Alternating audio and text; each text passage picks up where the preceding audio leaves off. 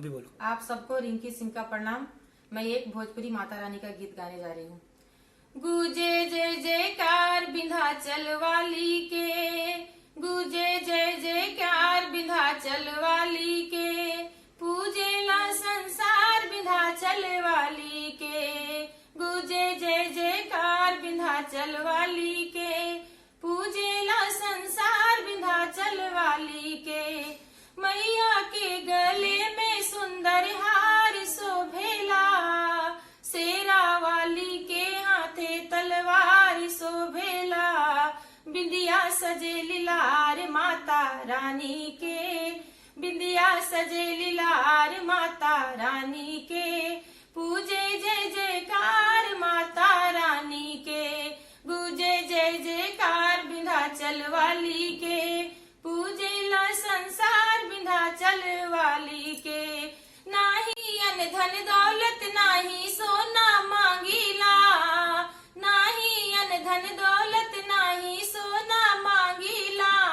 सजल रहे सुहाग माई इहे चाहिला, इहे मांगीला हर बार माता रानी से। पूजेला संसार विंध्याचल वाली के, गूंजे जय जयकार विंध्याचल वाली के, पूजेला संसार विंध्याचल वाली के। नाही अन धन दौलत नाही सोना मांगीला, नाही अन धन दौलत नाही सोना मांगीला। बालक रहे खुशहाल माई इहे चाहिला, इहे मांगीला हर बार माता रानी से। गूंजे जय जयकार विंध्याचल वाली के, मैया के गले में सुंदर हार शोभेला, माता रानी के हाथे तलवार शोभेला।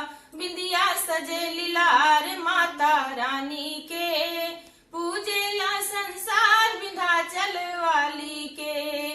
नाही अन धन दौलत नाही सोना मांगीला, बनल रहे परिवार माई इहे चाहिला, इहे मांगीला हर बार माता रानी से।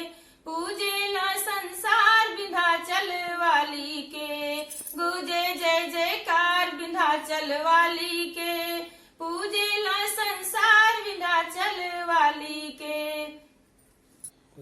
अगर मेरा गाना पसंद आया तो प्लीज मेरे चैनल को लाइक और सब्सक्राइब करें।